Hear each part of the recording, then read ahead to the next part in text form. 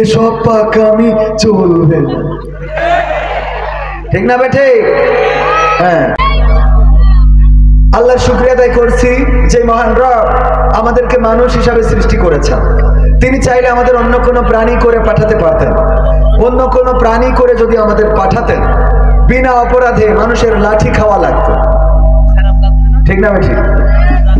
কেন বললাম? শিয়াল আপনার বাড়িতে মুরগিও নাই, আপনার স্ত্রী কোনদিন পোষেও নাই। এই শিয়াল যদি দিনের বেলায় বের হয়, আপনি না মেরে বসে থাকবেন এমন একজন আল্লাহর ওলি হাত তোলেন তো? আছে কেউ? আচ্ছা, অপরাধটা কি এই শিয়ালের?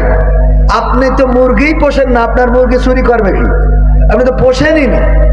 তারপরেও যদি দিনের আলোয় কোনো শিয়াল বের হয়, আপনার হাতে যদি লাঠি নাও থাকে, খুঁজে বেড়াবেন যে এর না মেরি তো ভাত খাওয়া যাবে। আল্লাহ এরকম কোন প্রাণী করে যদি আমাদের বানাতেন, বিনা অপরাধে মার খাওয়া লাগতো। আমি বলি সবচেয়ে ইমানদার যে শিয়াল, যে অন্য শিয়ালদেরকে বুঝায় খবরদার মুরগি চুরি করিও না।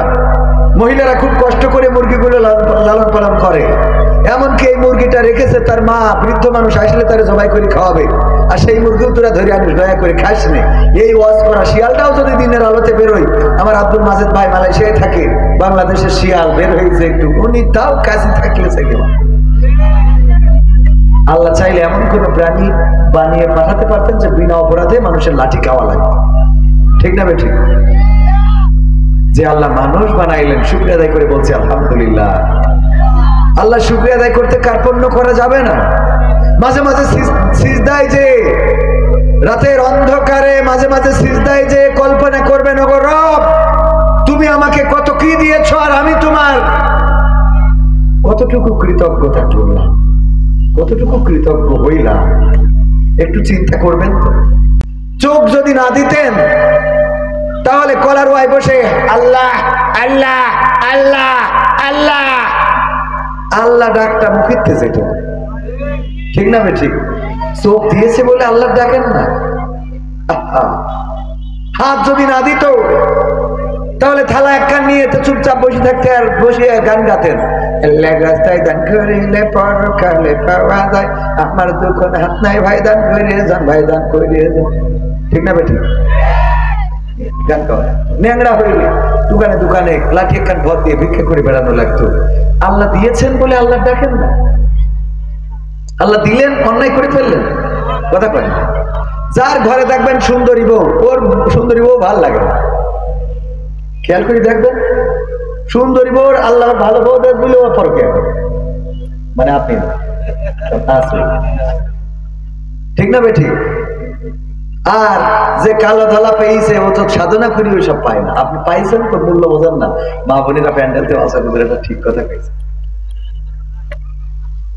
আবার মা বোনেরাও মাথায় রাখতে হবে, যেটা পাইছেন আল্লাহ অনেকের তো স্বামী ভাগ্যে দেয়, দিয়েছে অনেক কিছু সমস্যা। হ্যাঁ, আল্লাহ আপনার একটা স্বামী দিয়েছে, সন্তান দিয়েছে, এর জন্য শুকরিয়া আদায় করার দরকার আছে না নাই? বলেন আলহামদুলিল্লাহ। আল্লাহর শুকরিয়া আদায় করতে যারা কার্পণ্য করে, আল্লাহ তাদের নিয়ামতকে সংকুচিত করে দেন।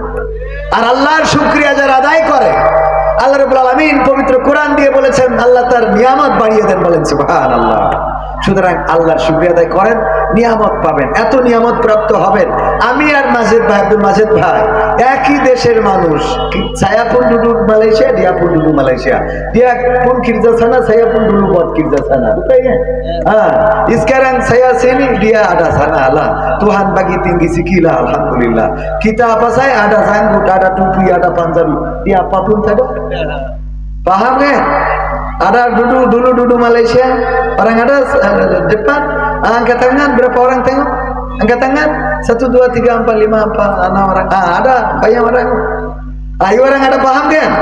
Paham kan? Alhamdulillah. Kenapa saya sana duduk pun saya cerita Islam lah, mana-mana pi saya cerita Islam. Dia cari duit saja, dia cari কি? মালয়েশিয়ায় সে শুধু টাকা খুঁজে বেড়াইছে, আর আমি যখন মালয়েশিয়ায় ছিলাম সেখানে হুজুরগিরি করে বেড়াতাম। এজন্য উনি এখনো টাকা ইনকাম করছে, আর আমি অস্করি খাচ্ছি। বুঝলেন? আপনি যে রাস্তায় হাঁটবেন, আল্লাহ সেই রাস্তা আপনার প্রশস্ত করে দেবে, সুবহানাল্লাহ। আবার কি বললাম যে উনি তো আল্লাহর পথে, যে আমি দাড়ি রাখিছি, টুকু করেছি, পাঞ্জাবি করেছি, ওনার তো কিছু নেই, তাও আজকে খাবেও বাকি পেলে।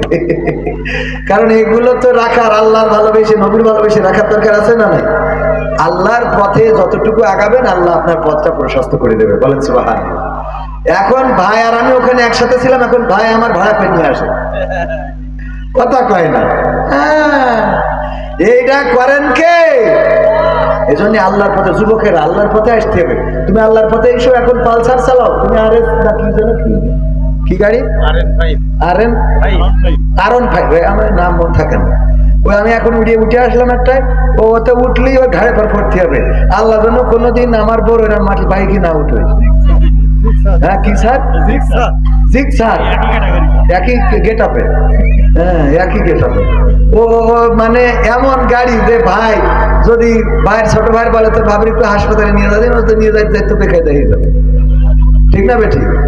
কি শয়তানি গাড়ি কিনেছ কদিন। আমি ছড়ি দেখলাম, সেও বছর ঘাড়ের পরে উঠে উল্টো ছাদে পড়তে আছে। হ্যাঁ না, ড্রাইভারের তো যাই করি তাই করে জড়াই ধরতে আসছে। হ্যাঁ এ গাড়ি এত শয়তানি গাড়ি। আমি তো আমার এত বেকায়দার গাড়ি কিনবই না কোনো, আল্লাহ মাফ করুক, বলেন আমি। যাই হোক, এগুলো গ্রামের মানুষ একটু আঞ্চলিকতা দিয়ে বললাম। তো সব মিলায়ে আল্লাহর শুকরিয়া আদায় করবো, এই জন্য আল্লাহ আমাদের নিয়ামত বাড়িয়ে দেবেন। আবার বলেন আলহামদুলিল্লাহ।